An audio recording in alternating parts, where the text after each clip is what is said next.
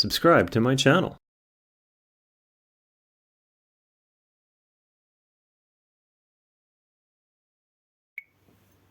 శాంతంగానే ఉండాలి. చెప్పాను కదా మీకు. మనం గాని ప్రస్తుతం ఇష్టం వచ్చినట్లు ప్రవర్తిస్తే మీ గౌరవం దెబ్బతింటుంది యువరాణి.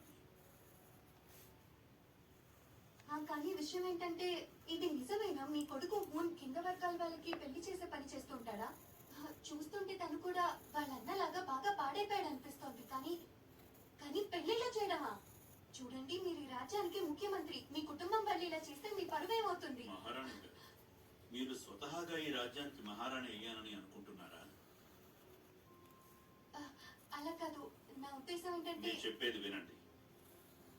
మీరు కాకపోతే మీ స్థానంలో ఉండడం కోసం చాలా మంది అమ్మాయిలు ఎదురు చూస్తున్నారు. నా కుటుంబ వ్యవహారాలన్నీ కూడా నేను చూసుకుంటాను. మహారాణి గారు, మీరేమీ చేయకుండా మీ స్థానంలో కూర్చుని ఉండండి. మీరు నాకు చేసే పెద్ద సహాయం ఇదే. అర్థమైందనుకుంటాను.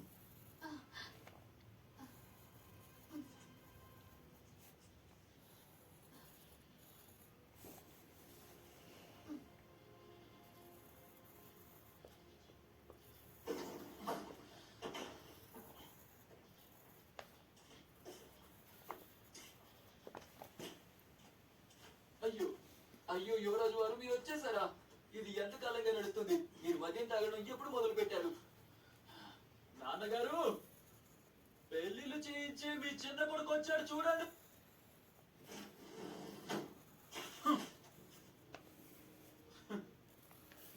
ఇంకా బలంగానే ఉన్నారు.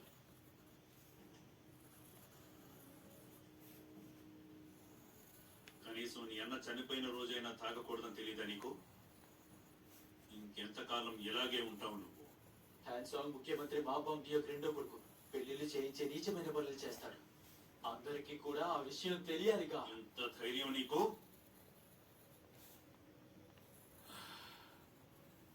ఇప్పటి వరకు చేసింది చాలు, ఇంటికి వచ్చాయి. నేను రాకపోతే మా అన్నలాగా నన్ను కూడా చంపేస్తారా?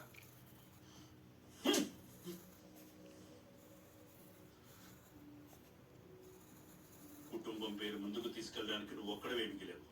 ప్రస్తుతం మన రాజ్యం దేశాన్ని పాలించడానికి కూడా నువ్వు ఒక్కడవే మిగిలావు. అందుకే వెంటనే ఈ ఆట ఆపు. ఇప్పుడే నువ్వు ఇంటికి తిరిగి రావాలి. నేను ఒక్క కొడుకు మిగిలానా?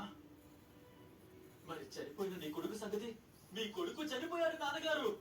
అయినా కూడా మీరు మీ కుటుంబం పేరు ముందుకు తీసుకెళ్ళడం గురించి ఆలోచిస్తున్నారా?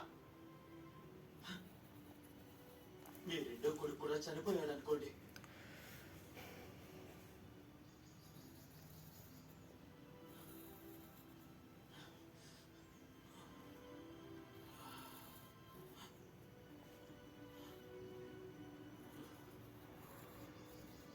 కొడుకా శత్రువా?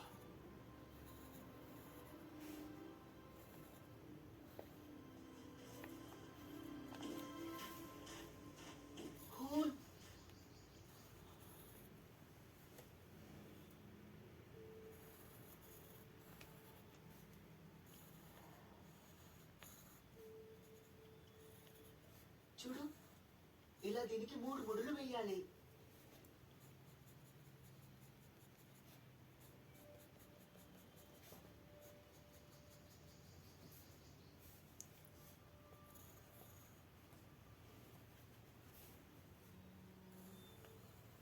అయిపోయింది. దీన్ని డాంగ్షిన్ బ్యోల్ ముడి అంటారు. డాంగ్షిన్ బ్యూల్ దీని అర్థం ఏంటంటే 2 మనసులను ఒకటిగా చేయడం. అంటే ఇద్దరు ఒకే మనసు పంచుకొని బ్రతకడం లాగా. అర్థమైందా? నువ్వు దీన్ని ఇలా ముడివేస్తే దీన్ని ఎప్పటికీ తీయలేవు.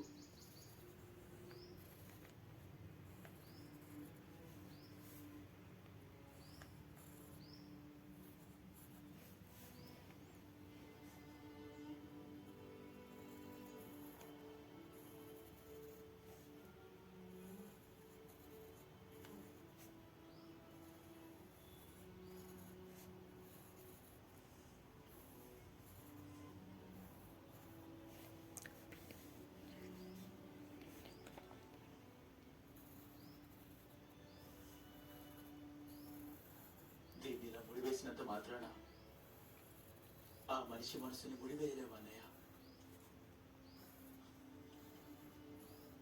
మనిషి మనసు అనేది చాలా చెడ్డది. నీలా కాకుండా నేను చూసిన దాన్ని బట్టే నమ్ముతాను.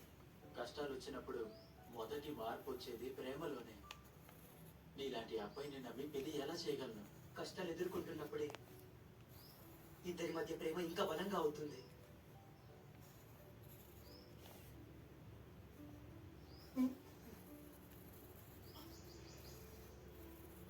ఇక్కడికి రాకు, ఇంటికి వెళ్ళిపో.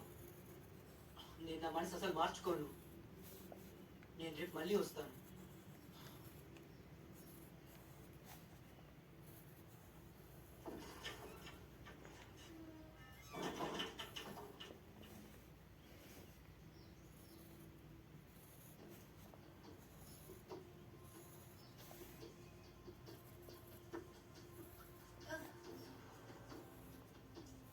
ఇలా చూడండి, కొండపైన అంటే ఇక్కడ బందిపోట్లు ఉంటారంట.